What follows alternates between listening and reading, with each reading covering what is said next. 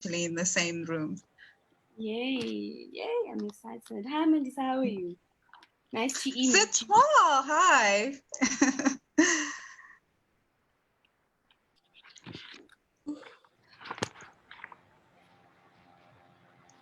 Hi, Josie. We have one cousin in the house.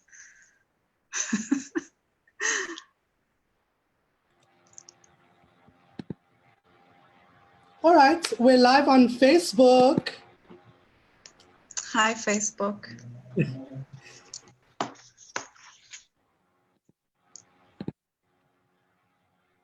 Okay. Hi, everyone. Welcome to the launch of And Wrote My Story Anyway, Black South African Women's Novels as Feminism by Professor Barbara Boswell. Before we contextualize the conversation and invite you in to sit with us, we're going to just say that, one, if you're based in Cape Town, you can go over to the book lounge and get a copy of And Wrote My Story Anyway. And if you want to buy it from the comfort of your home, you can also go to the Book Lounge website, but you can also go to www.cheekynatives.co.za /shop and just click on And Wrote My Story Anyway and get yourself a copy. And once you've gotten yourself a copy, what will happen is we will get it delivered to you. And because we are the cheeky merchant, all of the copies are signed. So you will get a signed copy of this incredible book.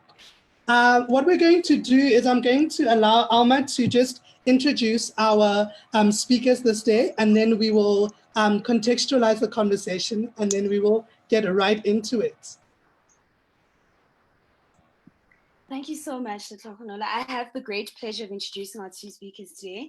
I will begin by introducing Dr. Melissa Harho, who completed her PhD at the University of Florida in 2018 on a Fulbright scholarship and is currently holding a full-time position as a lecturer at the University of Cape Town. She completed her MA in drama at the University of KZN with funding from the National Research Foundation. She's a recipient of the National Research Foundation's funds Black Academic Advancement Program for her first book project, Kaffir's Gweregwere's White Indigeneity and Black Absenting in the South African Farm Novel.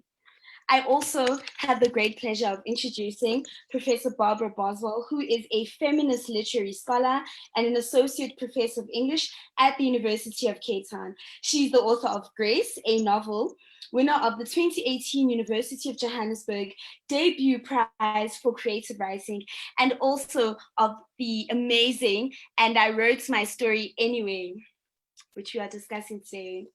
Welcome, welcome. We cannot wait to hear what is in store for us as you discuss this amazing work. I mean, isn't it exciting that we're going to have this conversation? And also, what better platform to have than the Cheeky Natives? I mean, we had a conversation with Professor Boswell about Grace, a novel, and we said that it was going to do the things it was going to do, and then it won the UJ Prize, right? And it's been absolutely fantastic to journey with Professor Boswell. We were also given the privilege to release the cover before everyone got to see it, and that was also really fantastic, right? But I think it's really important to contextualize this conversation, particularly for us as the Cheeky Natives, to think about the type of work that Professor Boswell is doing with And Wrote My Story Anyway, right? I want to refer to a book called Beyond Respectability by Professor Brittany C. Cooper, which is called The Intellectual Thought of Race Women. And I had spoken to Professor Boswell and I said to her, privately, obviously, to be like, oh my gosh, your book is so amazing. I can't get over it. But I was thinking about Beyond Respectability in this sense. Professor Brittany Cooper speaks about race women in the context of the United States, right? And starts her prologue of her book by saying, only the Black woman can say when and where I enter in the quiet, undisturbed dignity of my womanhood, without violence and without suing or special patronage. Then and there, the whole race enters with me. And she goes further to say something that I think Professor Boswell does really well in her book. She goes to say that my main interest in writing Beyond Respectability is for us to think about the notion of caring, right? But not only care about Black women and care about what Black women say, but more importantly is to think about the intellectual work of these Black women. And in order for us to do that, what we need to do is trust these Black women. And by trust, she doesn't necessarily mean just, believe them, whatever, but allow these Black women to give us some form of guidance into their own lives. And Wrote My Story Anyway, in many ways, does that, right? So we get to see writers like Miriam Tlali, writers like SindiweMagona, Zoë Wicomb, Wanner, Kagiso, in their own words. But Professor Boswell really contextualizes the work and says, perhaps let's think about what a nation means through these writers, right? What does a nation mean to these writers? And how can we look at nation building and issues of nations throughout these writers? So the conversation is really just to speak about this particular book. And we've invited, Dr. Mandisa, right, to also allow us to venture into this conversation. And what we'll do first is we'll ask Professor Boswell to read from us, from the book, in order to just give you a taste of what the book is about. So over to you, Professor Boswell. Thank you, Lefogololo. Before I begin with the reading, I would just like to thank you, Lefogololo, and Alman Alicia as the Cheeky Natives for providing this platform and for the work that you do in amplifying African literature. I think you're a phenomenal outfit and team, and you do amazing work promoting our work and giving us the space that I think we don't always get in other areas. I would also like to thank Mandisa Harhof, my colleague at UCT, who has agreed to do this and to engage with me on this platform. Thank you very much. I admire your work and your thinking and your scholarship, and I know we're going to have a very exciting conversation with you as my person talking to me. I want to say thank you to the Book Lounge also for partnering with us today. And then I want to also just say thank you to Roshan and Corina from Wits University Press, who have been absolutely wonderful through this process in helping me get the book to this point where I have it in my hand. When you have it in your hand, it's a really special moment, and you can open it and smell it and read it. So without any further ado, let me start. I'm going to read from a chapter called Interrogating Truth in the Post-Apartheid Nation, and I'm looking here at SindiweMagona's remapping of motherhood and how that fits in with the idea of nation. Please, will someone tell me when to stop reading? Because once I start, I may not be able to stop. All right. With regard to the... This is your party, so you can read as much as you want. We're just here to celebrate you. All right, thank you. I'm on page 133 if anyone wants to follow. With regard to the way post-colonial African women writers have grappled with and transformed the idea of motherhood in their fiction, Ele Keboma contends that, quote, to write is not only to speak for one's place in the world, it is also to make one's own place or narrative, to tell the story of oneself, to create an identity. It is in effect to deploy what might be called a typically nationalist strategy, end quotation. Here, Boomer is pointing to the territoriality of text. If, as explored in chapter 3, writing turns space into place, then writing from and about a previously unwritten subject position indeed charts new territory within the realm of cultural production and representation. Rendering such an unwritten subjectivity into fiction at a time that coincides with the emergence of a new nation may be an especially important writerly strategy for women, since the discourses surrounding subjectivities thus constructed run parallel with emerging ideas of the nation, thereby serving to underpin or subvert nationalist narratives. Magona writes the character of Mandisa, the mother of the liberation hero and murderer Mxolisi, at a time when the new South Africa is transforming, reconstituting itself into a unitary nation after years of apartheid fracturing and disenfranchisement. In regards to this, nationalisms and patriarchy may be said to overlap and buttress each other, promoting specifically unitary or, quote, one-eyed forms of consciousness. Magona undermines any possibility of a reifying patriarchal narrative of motherhood in the story Mandisa tells by creating a space of articulation that is distinctively feminine. As the novel's title suggests, the narrative consists of the telling of a story by one woman to another, as the mother of the killer relates the events to the victim's mother. The narrative is pointedly directed at one particular woman, interpolating the white American into Mandisa's world on the basis of an assumed shared identity, motherhood. By the end of the novel, the other mother has become Mandisa's, quote, sister mother, bound in sorrow, end quotation. It may be argued that through this discursive device, Magona sets up a proto-feminist space devoid of male intervention for the telling and reception of her story. The narrative form Magona thus employs turns away from emergent nationalist discourse in two ways. She creates a woman-centered space for the performance and reception of her story, circumventing male mediation of her narrative by directly addressing the mother. Furthermore, in Mandisa's refusal to ask for the white mother's forgiveness for her son's crime, Magona disavows the prevailing narrative of the necessity of forgiveness in achieving reconciliation and national unity.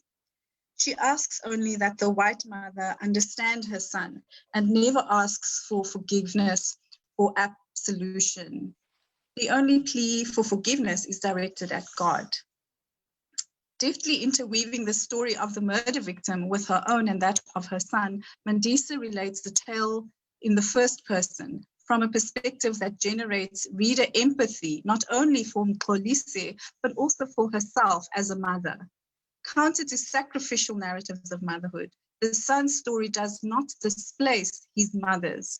His birth is not a joyous celebration, but a contested event that seems to pit his very being against his own mother. Thus, Mandisa casts even his conception in negative terms. He has troubled her, quote, from before he was conceived, when he, with total lack of consideration, if not downright malice, seeded himself inside my womb, in quotation. Mandisa goes on to declare that his coming into being, quote, unreasonably and totally destroyed the me I was, the me I would have become, end quotation, a refrain she repeats throughout the novel. Thank you. Thanks.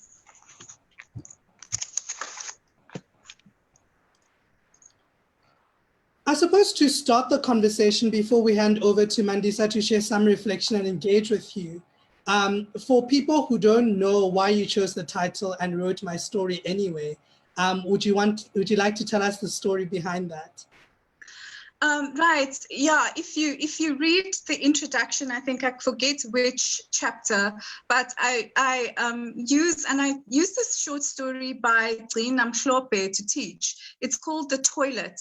I teach a course on Black women writers, Black feminist women writers, South African women writers, and I always started with this short story called The Toilet, which is about a young woman who is working in a factory, but she wants to be a writer. And so she goes into this toilet in a park in Johannesburg, right? She's living there illegally because she doesn't have a pass. And she goes into the space of the toilet, locks the door, and then every morning for 2 hours sits and writes in a journal. And one day she comes to this toilet, which is in a park, a public toilet, and finds the door locked. So someone has seen her do this and decided to prevent her from going into that little space. And the protagonist in the short story then walks away, goes to sit on a park bench, and she says, oh, well, my time in the toilet has come to an end, but then I sat down, took out my book, and wrote my story anyway. And I think this is such a powerful metaphor for how Black women writers in South Africa have come to writing, have come to voice historically. Because if you look at the toilet, it's in apartheid South Africa, it's probably a whites-only toilet. She takes over that space that's not meant for her. And it's a toilet, you know. Virginia Woolf writes about a room of one's own. The woman artist, woman writer needs a room of her own. And for the Black woman, that room is the toilet.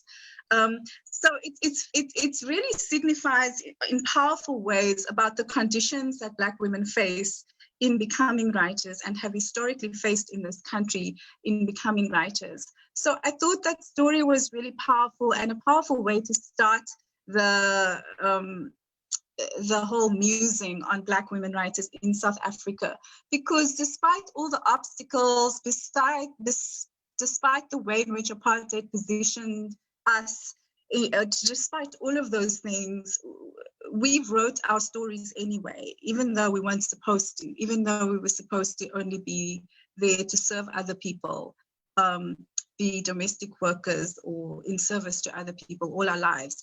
We've done that anyway. And I think that's quite a powerful summation of the battles that women face in order to be able to write historically and even at this present moment in our country.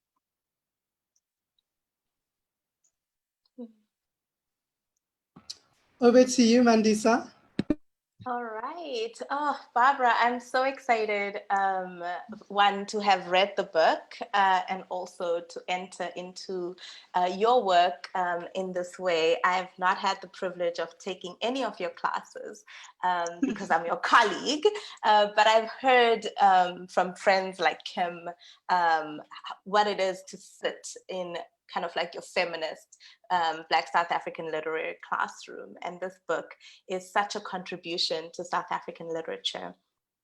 Okay, I wrote a little thing, so I'm just going to kind of share a little bit of what I consider the book to be contributing and offer some questions that are kind of provocations for Barbara to kind of like really get us into the book, because today is about you, it's about your work, and it is about what your work is in terms of like feminist theory and South African literature broadly. What is it to forcefully create oneself, to foresee the future through writing, to create new worlds out of nothing? What is it to be transgressive as a Black South African woman, to write your story anyway? Barbara Boswell's And Wrote My Story Anyway, in her words, lays bare or makes visible in the Jamesonian sense the works of Black women whose literary production has been ignored by androcentric and racist critical traditions in South African literature. She details in the span of 6 body chapters, her author's note, introduction, and conclusion, the multiple ways in which Black women writers like Bessie Head forcefully created themselves under the extreme conditions of being Black and woman in South Africa. This creating takes the vast, intimate, often incommunicable experience of being Black and woman and turns it into a theoretical grammar. Drawing on Carol Boyce Davis's notion of migratory subjectivity, for Boswell, Black women's writing signals personal agency, since the act of writing for Black women consists of a series of boundary crossings requiring an active agent to do such crossing. In this book, Boswell maps these boundary crossings, engaging the ways in which Black women's writing invites us to rethink the geographical, national, racial, patriarchal, and even aesthetic strictures. Boswell is not concerned with considering Black women's writing within the scope of Black male and white writing that is centered as South African literature, and rather traces the terrain of Black women's writing in their own aesthetic and theoretical terms. Boswell takes these women writers in their own words and articulates for us the literary topography their works makes possible. Through this book, she carves a genealogy of Black women's writing, specifically in the form of the novel, and the aesthetic and theoretical grounds for feminist thinking that these texts provide.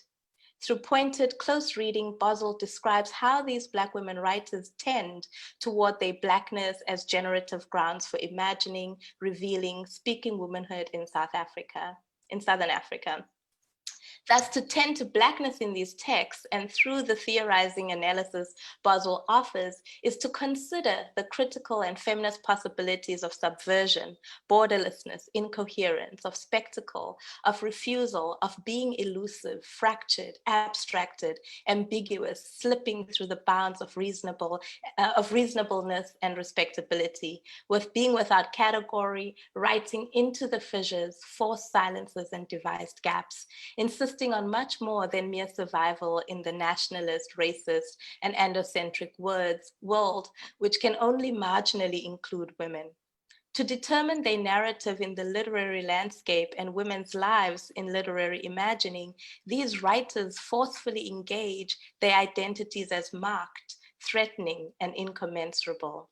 They escape the critical markers of aesthetic acceptance by both Black male and white critics, precisely for the reasons that defines their Black womanhood in which they write. Their writing settles into otherness, privileged by neither race nor gender, as queer feminist praxis, fractured existence as refusal of racist, patriarchal, hierarchical taxonomy. They do not offer their characters attainable escape from the strictures which contextualize their lives, and rather offer the world of these characters as grammar for worlding outside of nationalist, white, and male-centered human rights and formulaic aesthetic codes. They offer no neat conclusion, progressivist pursuits, or even transcendence. To write my story anyway is to expose the racist, heteropatriarchal, nationalist, and androcentric ways of reading as pathogen, to bring the ghostly fleshiness of female bodies into sharp, unapologetic, and unreconstructed view. To read Black women's writing, Boswell insists, is to bear the disruptions, consider the chaotic, lean towards the alternate, listen for the questions, be with the shadows, the wayward, attending to rupture, theorizing both out of time and out of place. I quote, a black South African feminist literary theory then accounts for the ways in which not only colonization, but also the singularly destructive inhumanity of apartheid inflected and structured people's lives and continues to shape collective and individual futures. I'm going to go into questions because I just wanted to set that as a backdrop without putting way too much of my own voice and thought into it. And we can kind of go into a conversation in that way, if that's okay with you, Barbara.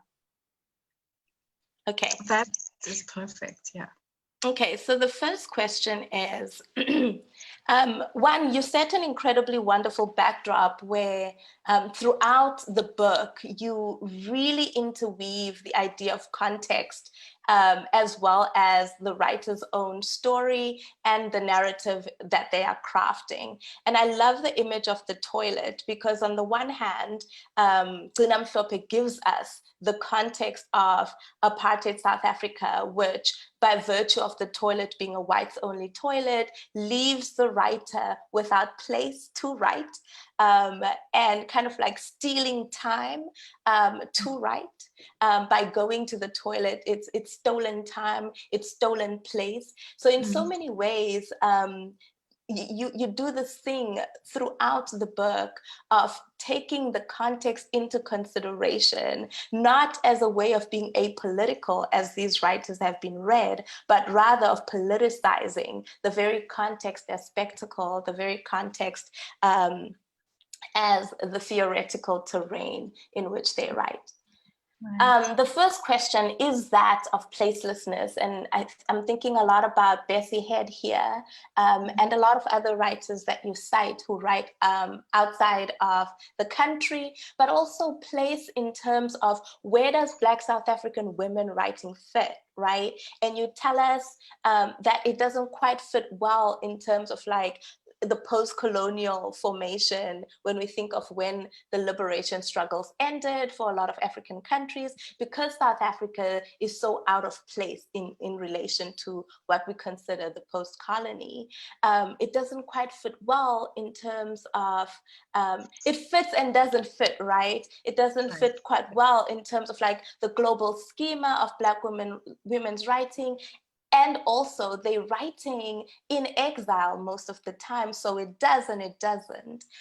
So just place in that sense, and also place in terms of like the geographical terrain of South Africa and how these women map place within their writing, dealing with laws such as the Group Areas Act, the pass laws, the relation between the rural and the city. I love so much what you say about how a lot of kind of male writing at the time is very much the Jim goes to Johannesburg narrative, and then the Black women write within the ordinary, which is the rural life. And so when they're being accused of not returning to the ordinary, the idea is that their very lives are spectacle, and the ordinary exemplifies that in so many ways.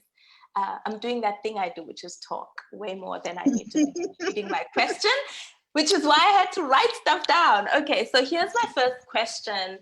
So many of the Black women writers you trace in your book publish outside of the country. How would you say this location outside of the border lends itself to how their writing theorizes outsiderness, border crossing, borderlessness, exile, racial and gendered otherness? And I think you can speak so much about what is already in the book in terms of how you place Black South African women's writing in this moment within a larger global post-colonial feminist context. Right, yeah, thank you for that question, and thank you for that beautiful response to the book. It's really beautiful, and I hope you will send it to me so I can read it again. Thank you. So your question about place, I mean, I was really struck when writing this work that I came across the quote called "writing turns space into place." So writing is a place-making strategy, right? By naming, by being able to set down a set of ideas, we create a place where we go to and where other people can go to. And I think very much this is what these writers were doing, especially the earlier writers that I look at in the beginning of the book. They were creating places where none existed. And we can think about place in many different ways. What was the place? It was a physical place, but also a psychological space, a mental space, a space of freedom in a very oppressive country. And your question specifically, you know, like Tlali, for example, who wrote Muriel at Metropolitan and published it in 75, I think. I've now forgotten the date. But you know, she wrote in South Africa and the book was banned. And many of the other books that I look at, the earlier books specifically, were written outside of the country because of the fact that Black women's writing would, or just the subjects that they touched on would be banned in South Africa. I'm currently working on a biography of Lauretta Ngcobo, and you know, her first book, Cross of Gold, was immediately banned. And so, yeah, you know, the places they create, I think, are very rich spaces. And the way in which those places were received, those texts, if you look at some of the Black male critics, for example, at the time, like Lewis and Corsi, categorized both Miriam Tlali and Lauretta Ngcobo as mere stenographers who didn't have much of an imagination. They were just recording, you know, without any artistry, things that were happening in front of them. It's a very different kind of way of writing because, as you say, they write about the ordinary. Bessie Head, for example, was also quite, in a way, looked down upon for not being political. In Maru, for example, we see her writing about the goats and quite a long explication of what the goat is doing with a baby goat, and those kinds of things, you know, because they weren't always seen as overtly political or over-determinedly political, as in Tlali and Ngcobo's case. How they wrote place, you know, wasn't always recognized for I think what they were trying to do. And so I think when when the reading that I'm trying to bring to their work, and by putting their work in conversation, because I think this is the first time these writers' works are all in conversation, is to look at the larger place that they're making from the space of apartheid and post-apartheid South Africa. And so I think it's very, it's quite a good thing to talk about place in relation to the work.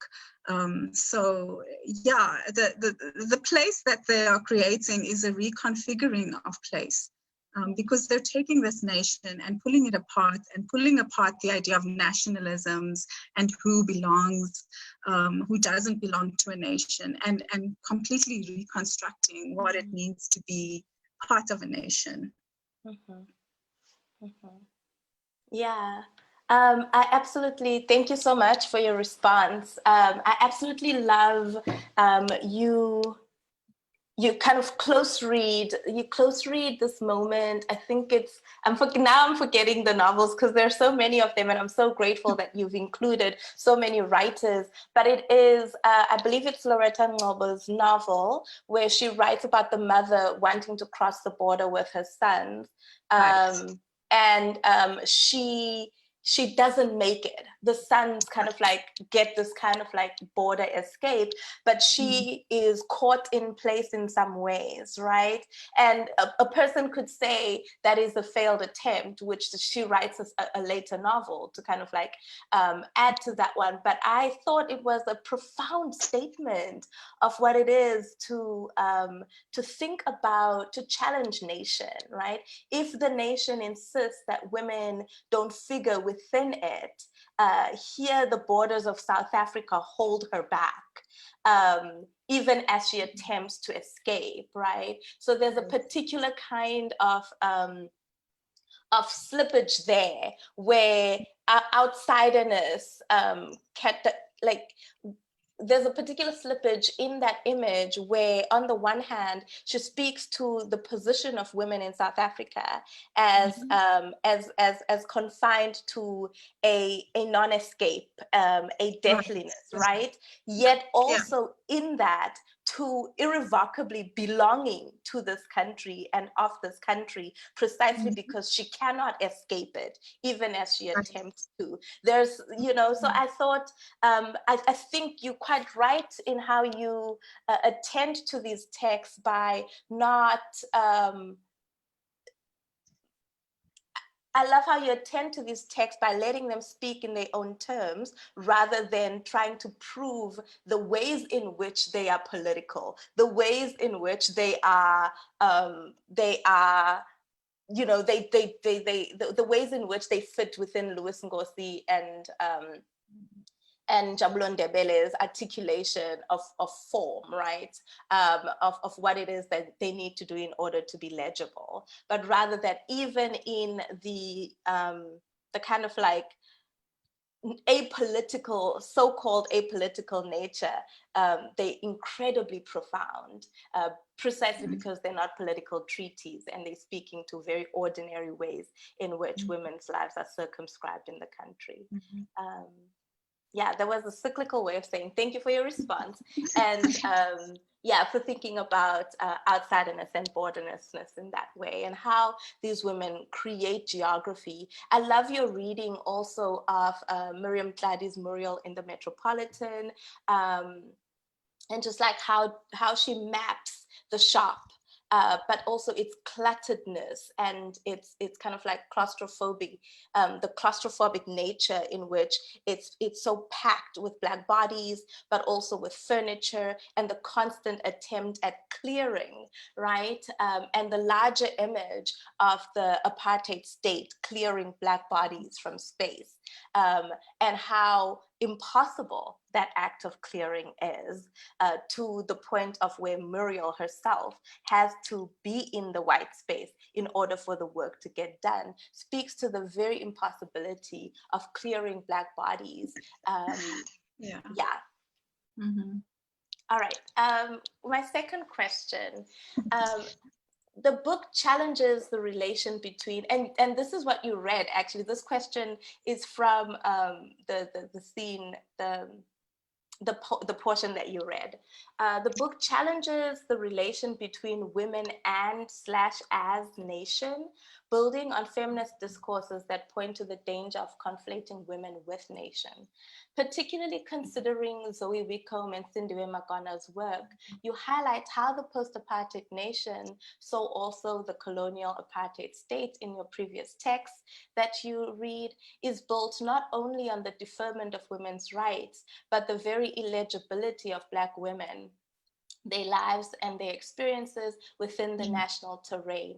How would you say Black women's writing positions itself to the gendered idea of nation? That is, women as nation / women's writing as transcribing them into nation, if at all? Yeah, I think, thank you. That's a very interesting question. When we were first discussing this event, Lehonolo said, well, how about Heritage Day? You know, and I thought to myself, oh no, this not on a national holiday, because this is exactly what the book, not the book, but the writers went against, or you know, they were in a sense refusing the narrative of the nation that was served to them at the time. You mentioned context a lot, and in each historical moment, Zoë Wicomb and SindiweMagona's works, the novels that I look at, and other people have looked at those novels quite a lot. They're quite well critiqued in literary criticism. But, you know, they refuse, like at that particular moment, the narrative was of forgiveness and reconciliation as espoused by the TRC. And this is a narrative that both of these writers refuse, because when you look at, if you analyze the TRC, and Fiona Ross, another one of our colleagues in the anthropology department at UCT, has written about this, the way women were positioned by the TRC. A lot of people have written about this. And what I argue in that chapter is that what Wicomb's work shows is how the reconciliation project is forged on the bodies of Black women, of disavowing and really invisibilizing the experiences of sexual violence, rape, and trauma. At that particular moment, the TRC brushes over that in a way. It did attempt to unearth some of that, but the narratives that are produced are sort of reconciliation at all costs. And what is the cost? The cost is the cost of women's experience and bodies. And the nation is built in a way that emerges post-apartheid on that illusion of women's experience of sexual violence. And so I think at every moment, these women are refusing. Zukiswa Wanner's book, Men of the South, for example, is very much intertextual. I write about this when Jacob Zuma said, I think in 2000, around 2007 or 2000, you know, before or just when he became president, the date is in the book, but when he says, if I have to see, as a Zulu man, when I see a gay man in front of me, I'm obligated to strike him down. You know, that as a presidential figure, he is injecting that discourse into the nation and making it quite acceptable to say, well, it's fine to assault a queer person. And then, you know, if one reads Wanner's text or her book, she refuses that moment, and she writes this character, and she writes this father who is, you know, she doesn't reference Jacob Zuma in the novel, but there's a direct kind of contestation of that kind of idea.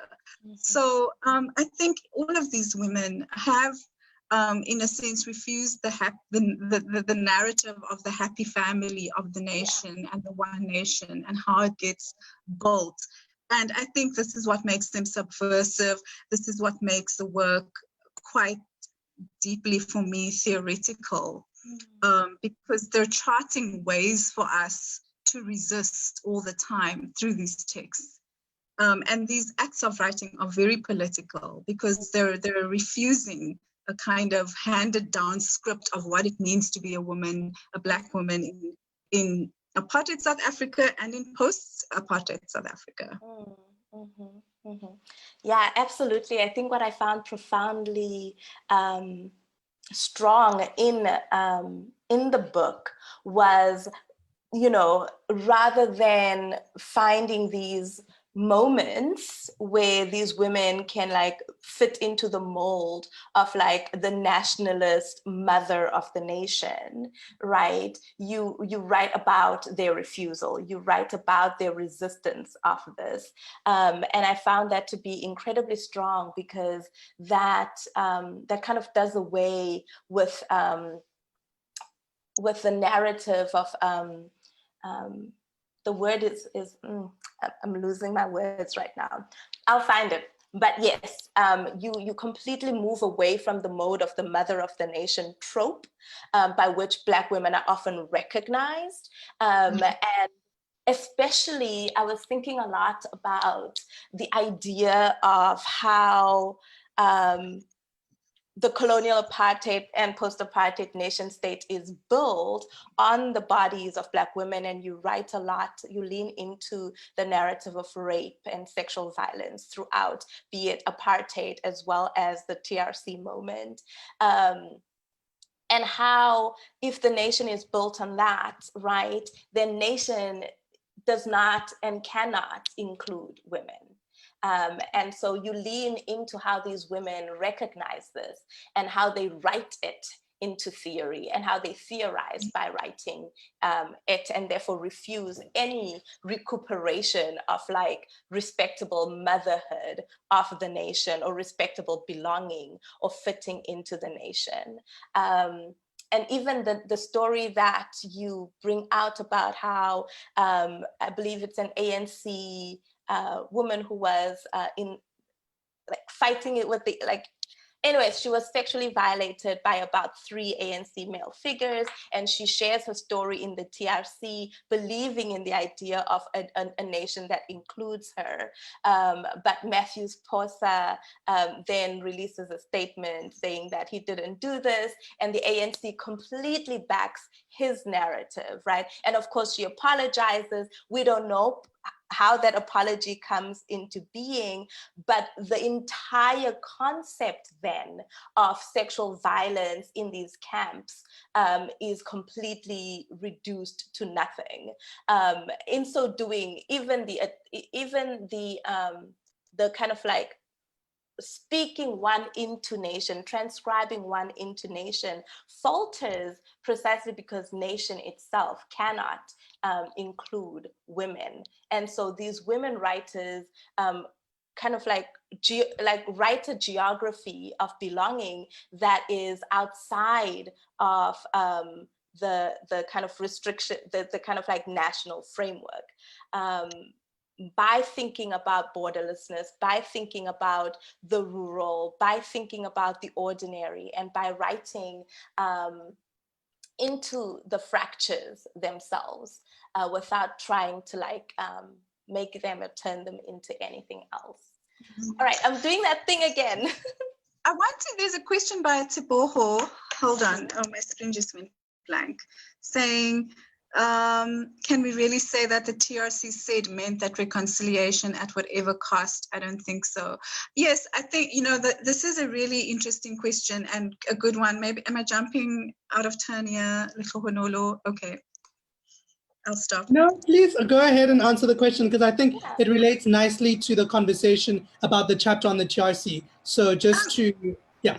You know, right. If you look at the TRC also as staged, as a spectacle, as very much almost a theatrical staging of something, right? In a process of nation building, and the way in which, for example, you know, I still have the memory of seeing this while it was happening, watching it on TV.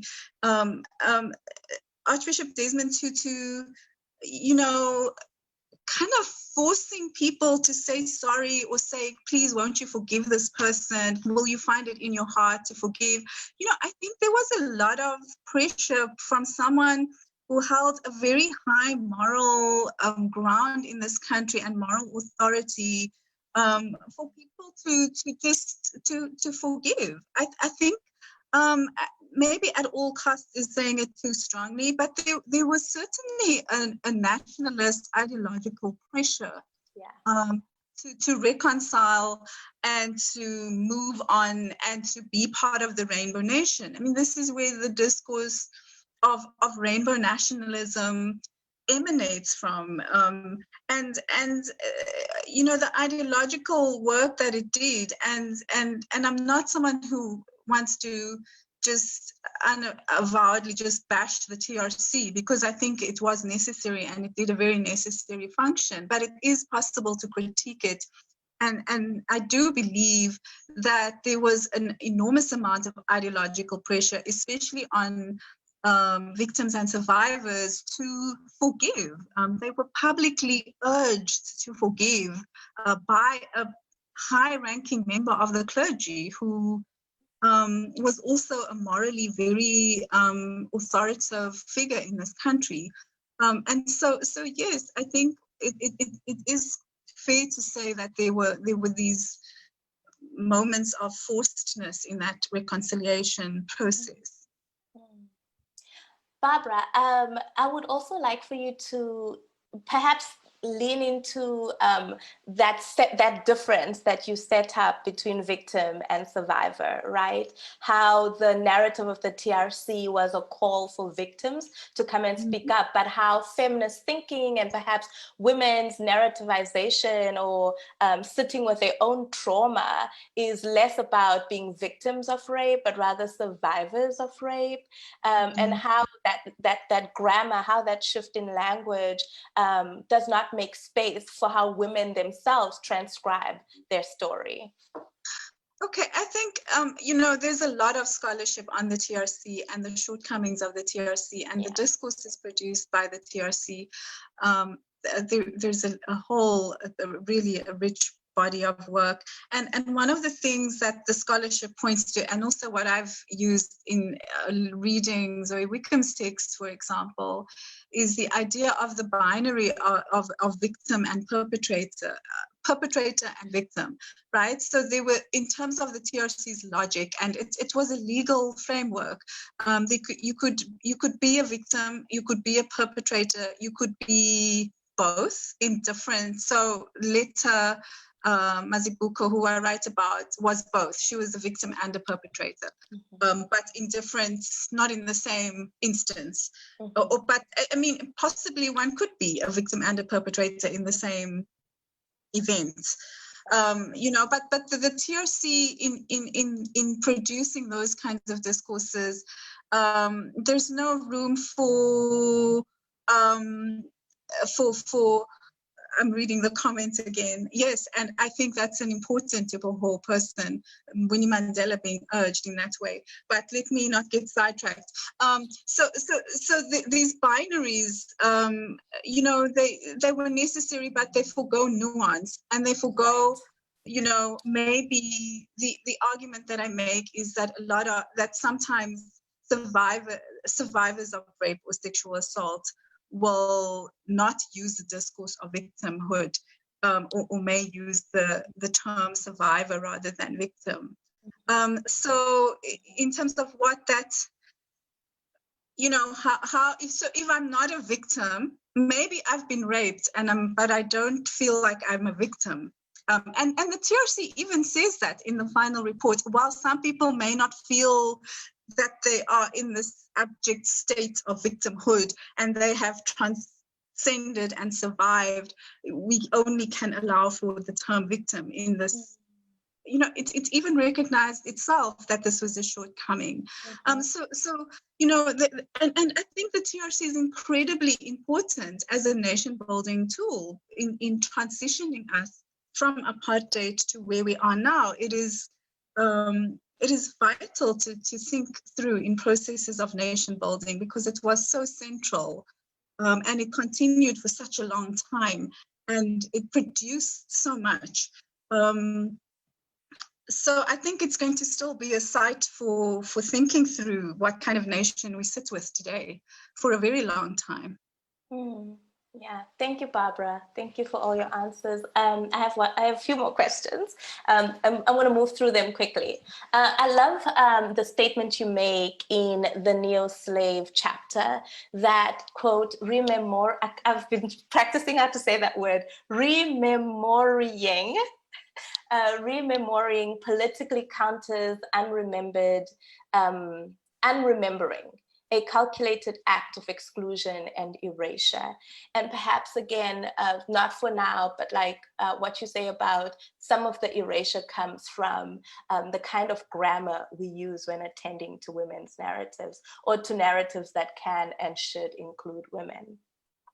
Or feminist thinking. Okay, so you center on the novel as form because of its extensive possibilities for holding, imagining, and voicing the unspeakable. How does Black women's writing, particularly the neo-slave narrative, deal with the deathliness of slavery and the ghostliness of the archive, while being careful of the slippery danger of recuperation that can be made possible by the fictional world of the novel? And I'm thinking here of like Yvette Christiansë, whom you cite as warning of recuperation, yet at the same time writes an internal world for her character, which allows us to kind of see her humanity in some ways.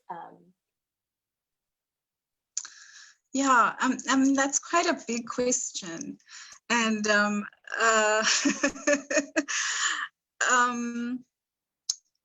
yeah, you know, so I'm not really sure. Can you maybe repeat it? Just okay, yeah. The essence of the question, please. Oh, so not the whole thing. Okay. No, what's the basic question that you want? Okay. Okay. How does, thinking of the novel and what it makes possible, right? How does Black women's writing in particular, specifically the neo-slave narrative, deal with the deathliness of slavery, and perhaps just expands beyond just slavery with, and I'm asking this question because you write about this throughout the novel, deal with the deathliness of slavery, the context, the oppressive, abject context of apartheid and womanhood, all of those things, right? And the ghostliness of the archive, or rather the silences or gaping gaps that we see when we think about South African literature and women in it, right? While being careful of the slippery danger of recuperation that can be made possible by the fictional world of the novel, or like what Sylvia Winters calls like writing back into history, or writing about history. Yeah, right. So, I mean, yeah, that's that. Thank you. I understand the question now.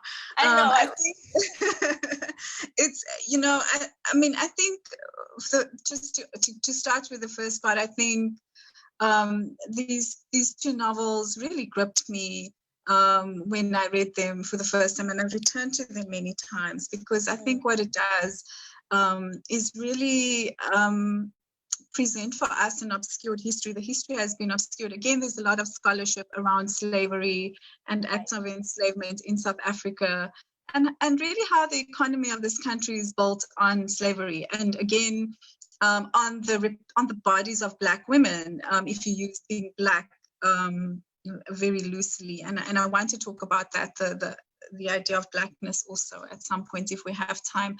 But you know, the enslaved women were what both of these novels do. They bring into focus reproduction and how the reproductive labor of producing more slaves, especially at this time. And I try to link in that chapter, you know, both novels are set in the period when slave trading is outlawed, but slavery isn't, right? So slavery is still going on, but oceanic trading is prohibited. And so that sets the slave owners into a panic, because where are they going to get new slaves from? Women's bodies, right? And I think what I try to make is a kind of a link between that. That's a transitionary moment and then the transition later on in South Africa from 94 onward. It's when power is confronted with the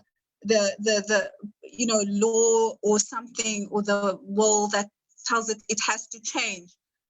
Those in power will find the most interesting and innovative ways to cling to power.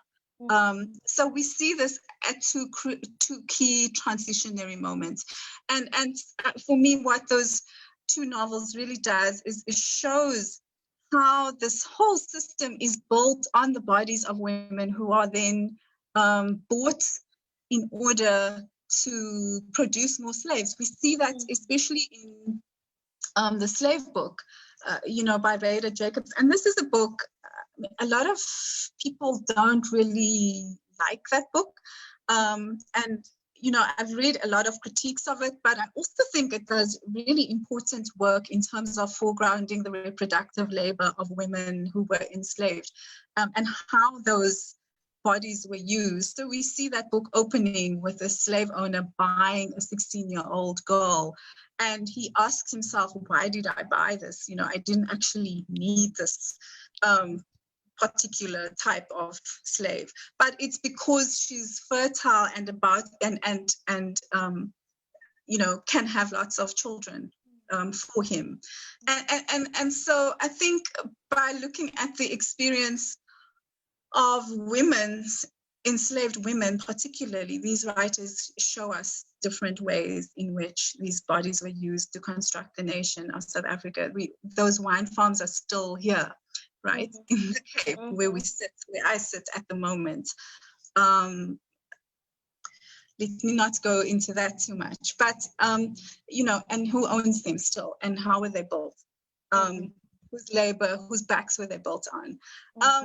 The other question about the archive, so I think Yvette Christiansë is a very, very interesting writer for me in this way, because she refuses easy answers and she refuses neat narrative. Right. She doesn't believe in linearity. She doesn't tell the whole story. And she found this fragment of the story in the archive, this woman who she fictionalizes in this novel, who killed her child, who was found guilty of murdering her own son.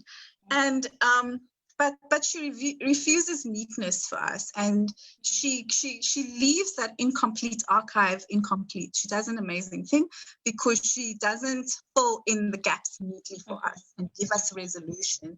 She leaves us uneasy in that particular way, and I'm not sure if that is actually answering the question.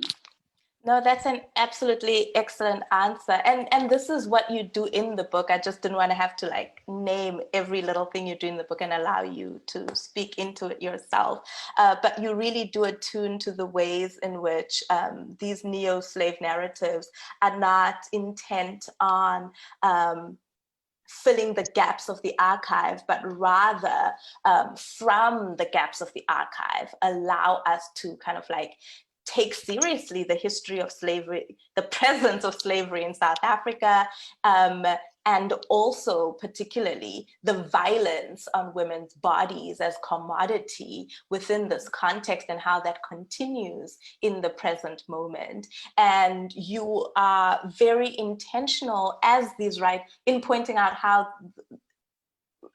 Rayda Jacobs, whose book I actually really, really love, and Yvette Christiansë, really achieve what Saidiya Hartman invites us to not come into the archive and fill in narratives of agency and give voice where there wasn't, but in the voicing, to speak the voicelessness, and to not recommit the violence, by detailing it in these ways that are salivating the enslaved bodies' lives. So I appreciated that so much, which is why I posed the question.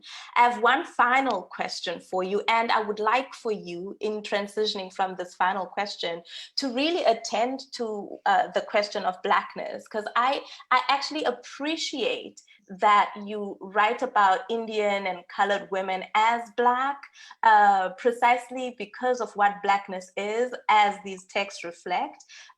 This placelessness, this borderlessness, this outsiderness, this fracturedness, right? This uncategorizedness, the theorized aspect of Blackness in that sense. And perhaps you can talk about that later. But here's my final question. How do these writers, and this, you've spoken already about Wanner, but I went in chapters.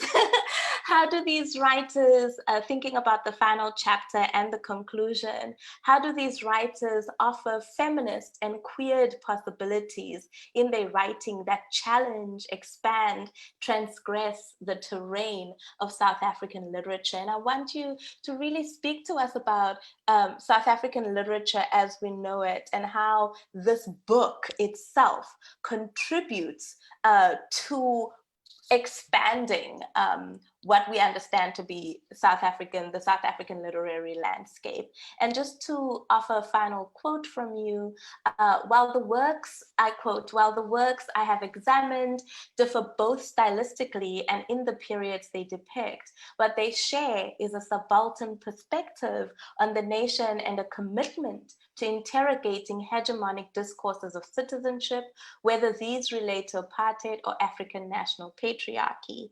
As cultural and subversive texts, their efficacy lies in an uncompromising willingness to challenge dominant narratives that construct hegemonic forms of national identity whose meaning is co-constructed with the oppositional other. Often, this other is gendered women. The texts surveyed here refuse the sublimation of Black women as other and insist upon inserting the figure of the Black woman into national discourse. Given the different types of patriarchal nationalisms faced in different periods in South African history, the writers whose texts are examined here use a variety of literary strategies to contest dominant nationalisms. And I think they also contest dominant South African literary ideology as well. So that's my final question, and then we can hand over to you and Cheeky Natives. Thank you, Mandisa. I'm glad you weren't ever a student in my class, because you were saying, oh, you're sorry we weren't with you, because you ask really hard questions. So because I was preparing for you, I was like, I better be ready for Barbara. No, they're very rich and very thoughtful questions. And I'm not sure how to answer that question. I don't have an answer to that. I don't know how. I mean, I think I know, in a way,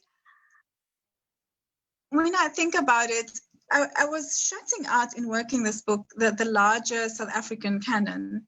You did. Because, I love that. Yes, and I don't. My project is really not how do they reflect on those people and James Coetzee, for example.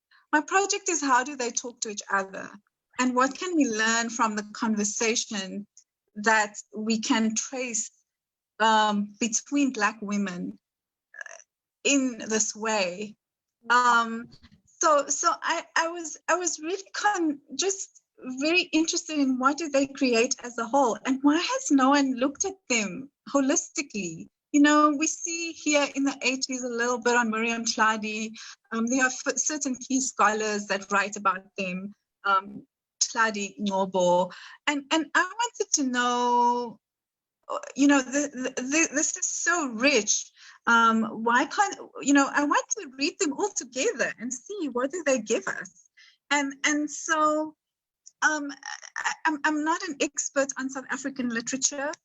I can't make any claims about how this book will influence, this is a very modest contribution, although I think it's really important, but my terrain is not South African letters. I've always read very discerningly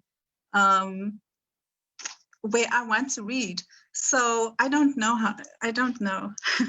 No, I mean, Barbara, I think as someone who does read South African literature, this book is a major contribution, precisely because you have taken Black women in their own terms, speaking to each other about themselves, and in that offering a language and a grammar for how we think South African literature and how we think South African writing.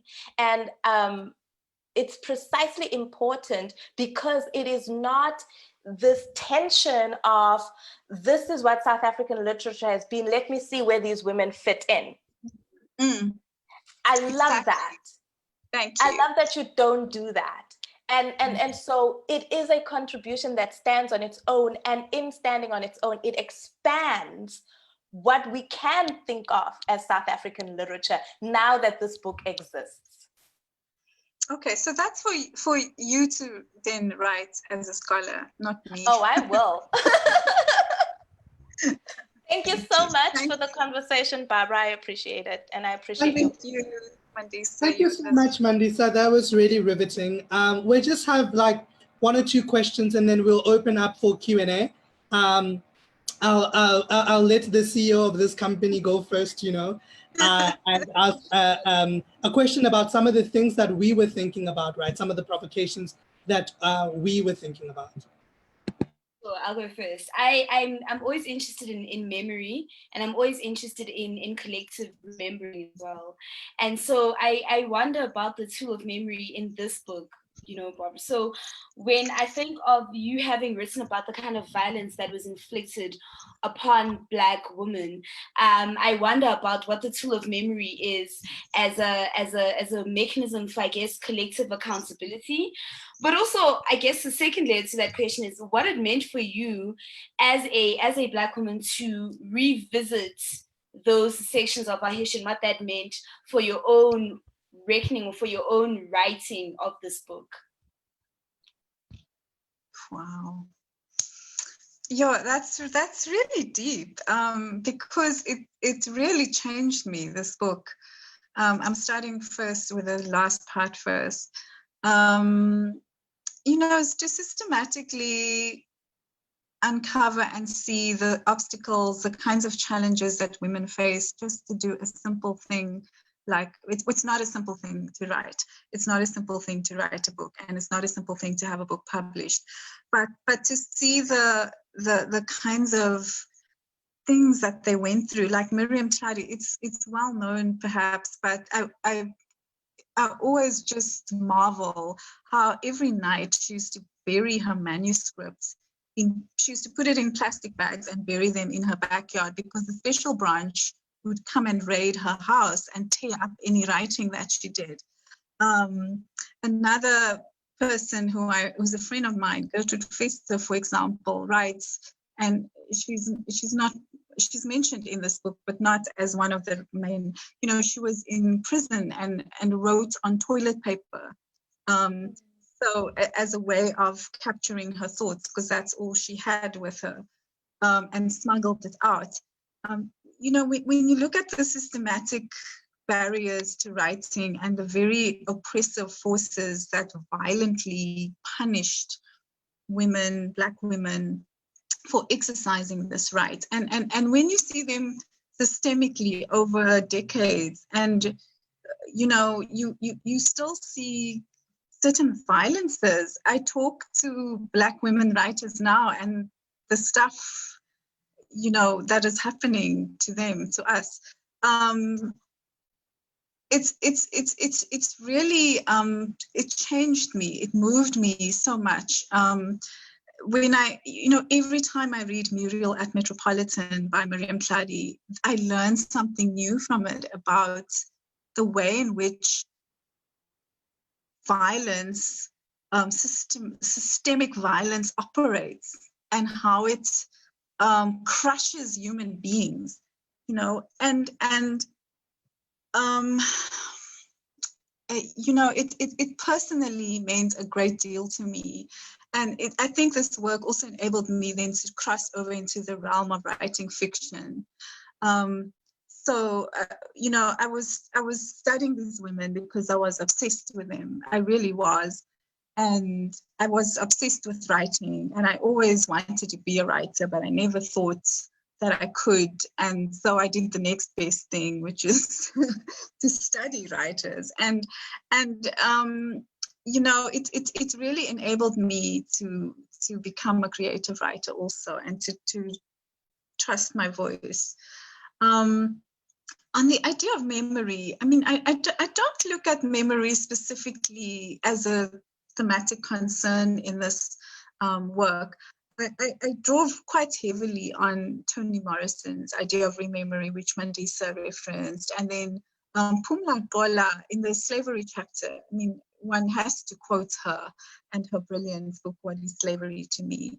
And where she, you know, that is a book about memory and slave memory. And so, you know, there isn't a large part of drawing on memory because, or collective memory even, because a lot of these writers, now that I think about it, they're writing it quite, you know, they're writing in the contemporary moment. They're writing of what is happening now. Ngcobo is a little bit drawing on memory because she's writing in the 80s about the 50s, but it's not a long memory. It is only in the post-transitional period where we see long memory, what I call long memory, starting to operate, and long collective memory. So it's really interesting. It would be interesting to look at, to do an analysis from the point of view of memory. I'm going to to answer the question. Thank you so much, Prof. There are two questions.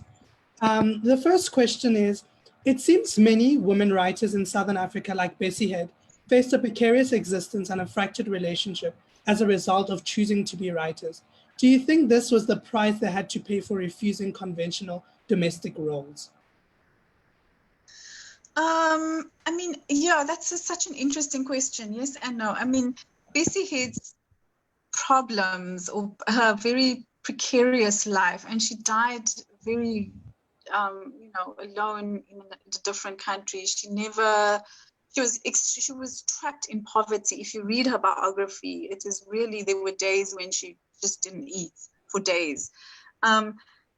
You know, and I think, yes, so I think it's because writing was so transgressive. So Bessie Head could have been a school teacher and made probably decent living as a single parent school teacher, because she was a teacher. I mean, a lot of these women were actually teachers because that was one of the only professions open to Black women. And so I think, yes, there was a price to pay. Miriam Tlali paid a terrible price. You know, she was harassed, she was beaten, she was arrested. She had to flee often. She never went into exile, but certainly she was harassed. And then there was also the patriarchal problem, you know, the perennial problem of patriarchy.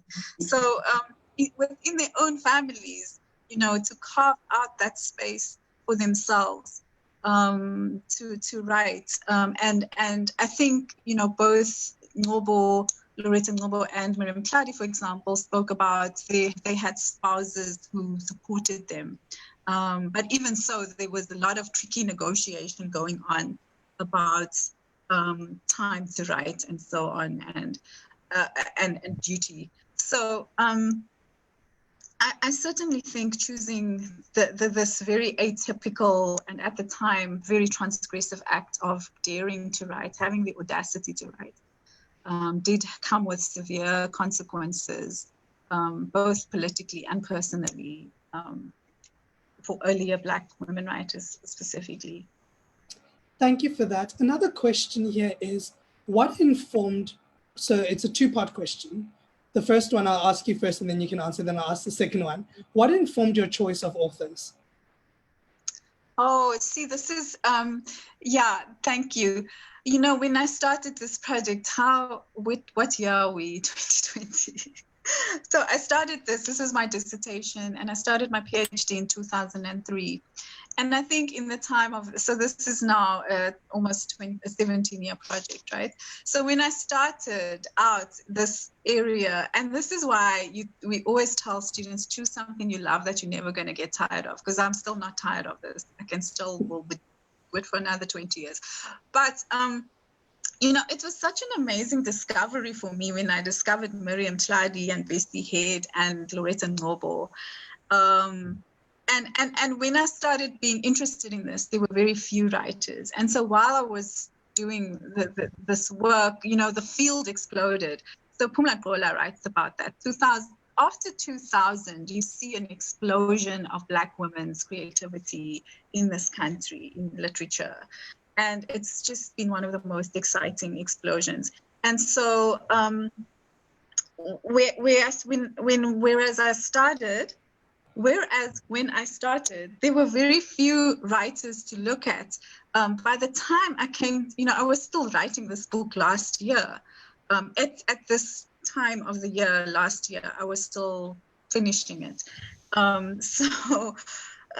You know, I felt then there were too many, and I couldn't do it proper justice. And I thought, you know, you took too long. You should have just published it way back 5 years, 10 years ago.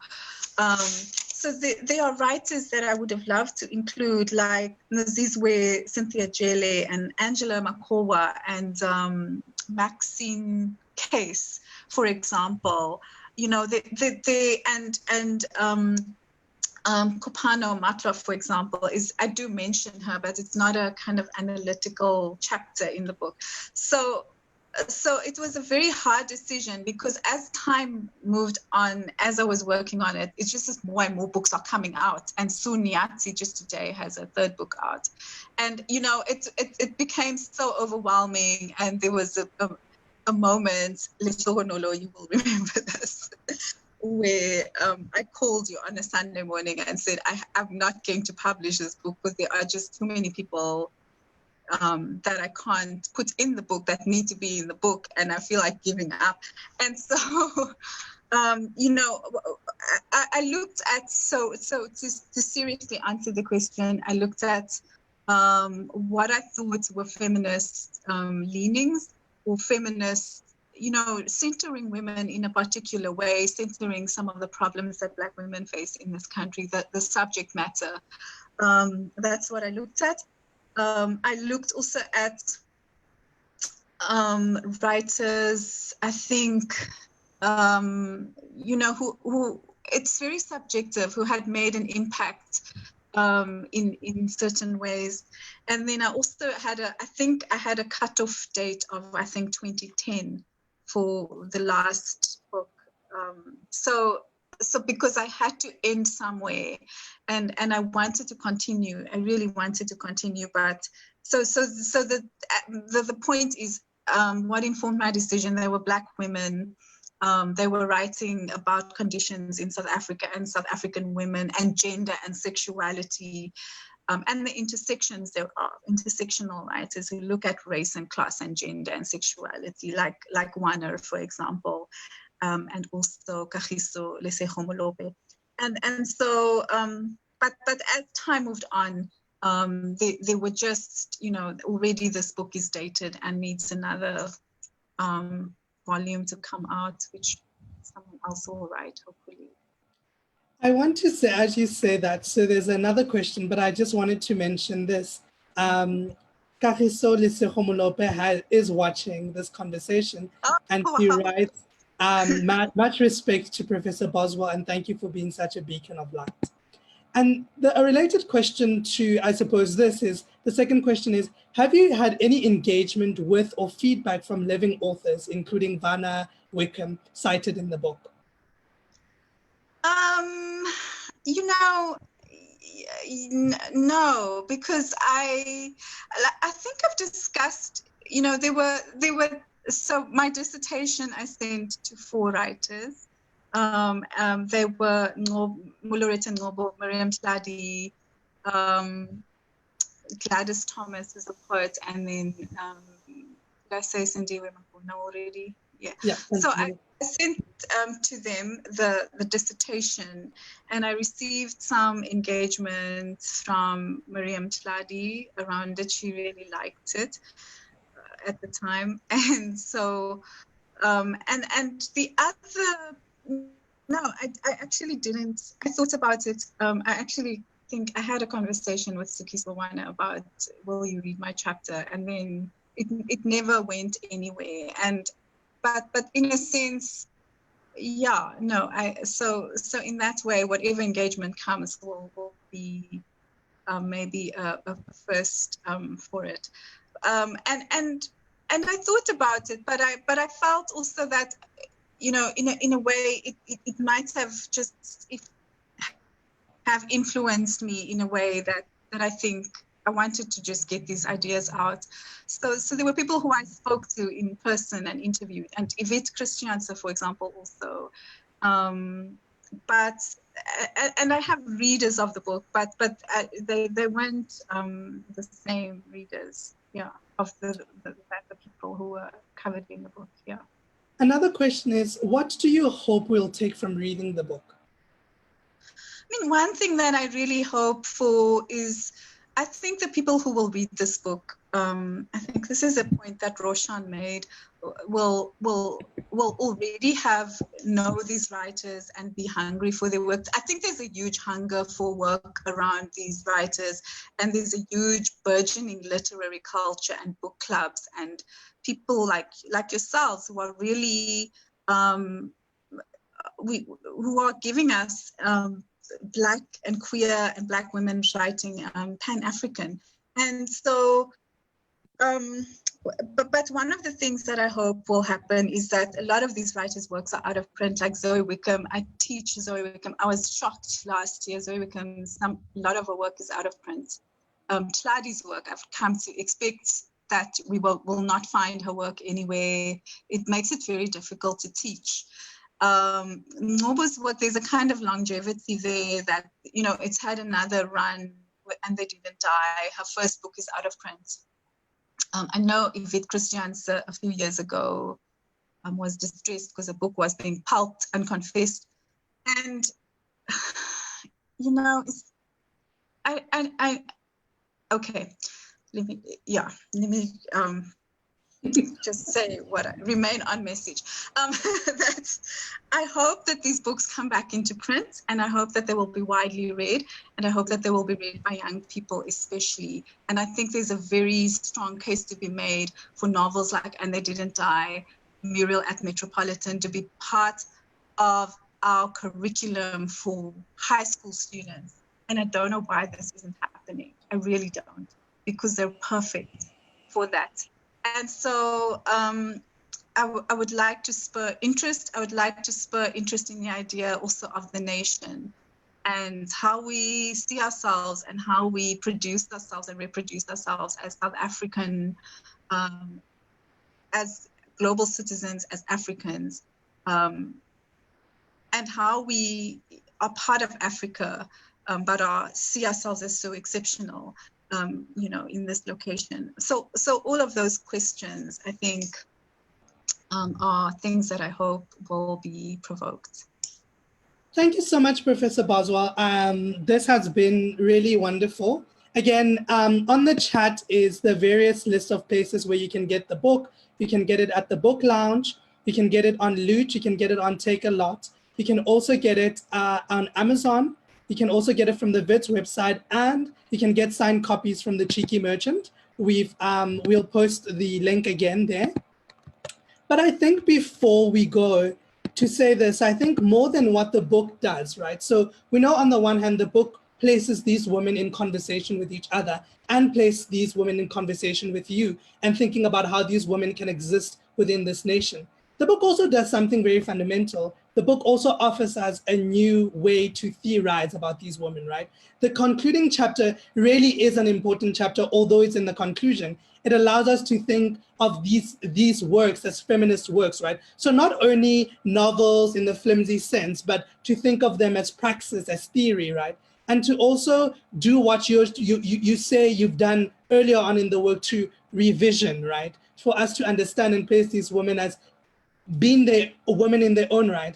And I loved what Mandisa spoke about, because I think when we think about Hartman and we think about this idea of writing about ordinary women, right? We think about the idea that there is so much that these ordinary women can give us. And I think that's what the book does. The book enables us to enter these women in their own words, right? And to look at these women in their own words and not think about them differently or or, whatever.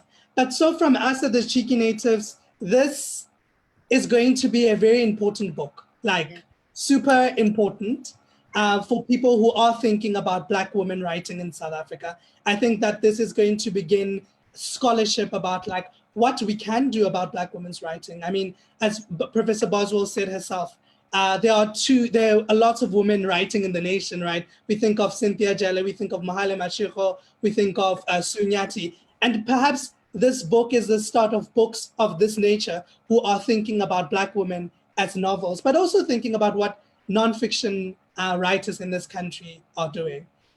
So from us, Professor Boswell, we're saying thank you very much for finally birthing this book. I know that there have been times where you're like, no, it's too much, but thank you so much for listening to this instant. We think it's really important that this book exists. Thank you. Can I just say again, Little Honolo and Alman Alicia, thank you so much for providing this platform. You are making us as Black writers in this country and on this continent, you really are doing an amazing service to us. I really, really cannot thank you and praise you enough for the work that you do. It is so important for amplifying our voices, for putting us out there and in the unique and wonderful way that you do. Thank you so much. Thank you, Mandisa. Thank you to everyone who's in the Zoom chat here, my colleagues, my friends, my family.